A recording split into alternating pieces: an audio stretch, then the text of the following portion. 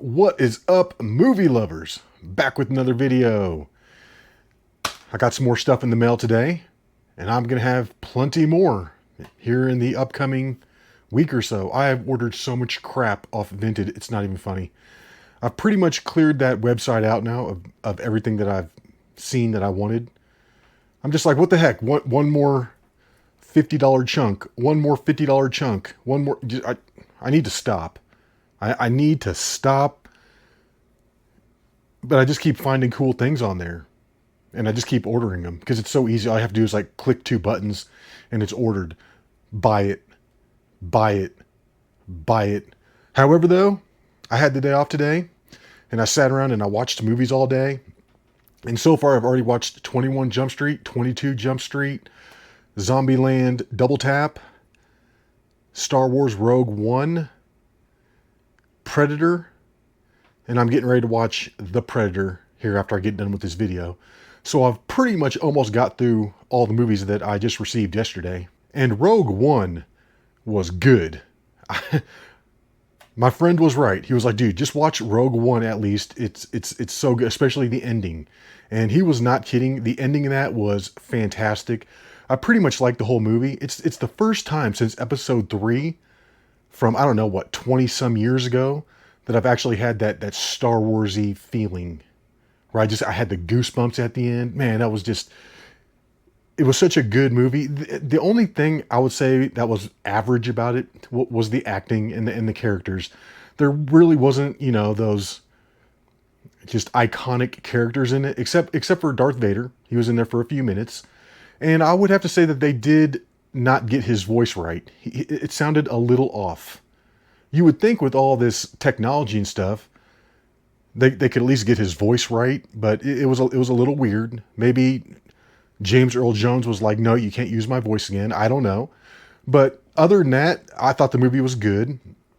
Really surprised to see Donnie Yen in it. You're like, dude, you didn't know he was in it? That movie's been out for like 10 years. Yeah, I realize it, but it's when I don't see a movie, when I don't make an effort to go see it, I tend not to watch anything about it. I try to just ignore everything about the movie. I don't want to know what it's about. I don't want to know what people think about it. I don't want to know anything about it because I plan on watching it someday, and I don't want to be, have spoiler alerts. So I didn't know anything really about it, but it was dang good. Like I said, the ending battle scene was so good. I was loving it. And spoiler alert if you haven't seen it. But yeah, I mean, they did not hesitate. They killed everybody. At first I was thinking they're just going to kill off all the male characters. Because it was like, first they killed the droid K, which I liked the droid. I loved that droid. That's probably my favorite droid in all the Star Wars movies. He just was funny. The things he was saying was hilarious. He looked cool. It wasn't like, gay-ass C-3PO and R2-D2. I'll say C-3PO. And not that in the fact that he's homosexual, he's just gay. But anyways, yeah, so I liked the droid. I was actually a little sad when he got all shot up. But that was cool. Yeah, I mean, I even liked the female lead. She was pleasant to look at, unlike Rey Skywalker. Ew. The only thing that was kind of lame was the way she was like beating up all those stormtroopers. Just like kicking stormtroopers and punching. It's like, dude, they were going through stormtroopers in that movie like poop through a goose. They must have killed like 200 stormtroopers in that movie. I mean, they were just like totally ineffective for the most part. But yeah, it was good. I mean, even the AI characters that they did, or the CG, I guess they didn't have AI back then, but when they CGI'd Grand Moff Tarkin, you could tell he didn't look quite real. He was a little weird looking. But as far as him in the movie and the role he played, I thought it was great. I thought it was good enough. It was just a cool, Star Wars story. And it was the first like Star Wars movie that I've ever seen that really didn't have anything to do with the Force. I mean, a little bit. A little bit here and there. Darth Vader force choked somebody. Donnie Yen thought he had the Force going with him when he was just walking out to flip that lever at the end. But yeah, it was overall, it was good. I give it 2 thumbs up. Like I said, it's the first time I had like those Star Wars goosebumps since episode 3, which, I'm sorry, but these new Disney movies make the first 3 prequels, episodes 1, 2, and 3, they make those look like The Godfather or something. And I think episode 3 is one of the most underrated Star Wars movies ever. When that came out, I thought it was fantastic. I mean, how do you pull off a good movie when you, going into it, already know what the ending is going to be? You know he's going to turn into Darth Vader. You pretty much know everything that's going to happen, but yet the movie was still awesome. Like, episode 3 was great. I don't care what anybody says. That's an excellent movie. But I really liked Rogue One. It was good. But enough about Rogue One. Let's get into these 3 packages that arrived today. And I'm going to go ahead and make this a 2-part video. This isn't quite enough for one video, so I think I'm going to add on tomorrow. And I'm going to show you what I get in the mail tomorrow, because I'm going to have stuff coming like all the time. I just added up how many movies I've got coming. I've got 39 more movies coming. I just keep buying them. I bought like 10 more today. So it was crazy. But anyways, let's get into this. Let's see what we got here. I'm not even sure what these are. And this isn't a super exciting movie. I had actually just bought it on DVD, I think like last week. But I was like, you know, if I'm going to watch it, let's get the Blu-ray. Let's not beat around the bush watching some crappy DVD. Let's get the Blu-ray. Hoosiers. And this was really cheap. I think this is like one of the cheapest movies that I bought off Vinted. I think it was only like $2 to $3 or something with everything. I'm not really sure. But yeah, this is a good movie. Like I said, probably one of the least exciting of all the ones that I bought. But you never know when I'll be in the mood to watch this. So cool. Hoosiers. Gene Hackman. And poor Gene Hackman, rest in peace. The way that guy went out sounded like a nightmare. His wife died. It's like him and his wife were living together. I think they were both in like their 80s, late 80s maybe. They're pretty elderly. And his wife died at first. Nobody knew about it. And basically Gene Hackman was left to himself, and I guess he had really bad dementia, and his wife was the one that was taking care of him. So he didn't have anybody to take care of him for like a week. So he probably wasn't feeding himself. I know he wasn't feeding the animals. I think the dog was like real sick or died too, because he wasn't feeding the dog. So, I mean, could you imagine that last week of his life, just living with dementia, not having anyone there to take care of him or to check up on him, and then he finally just passed away too?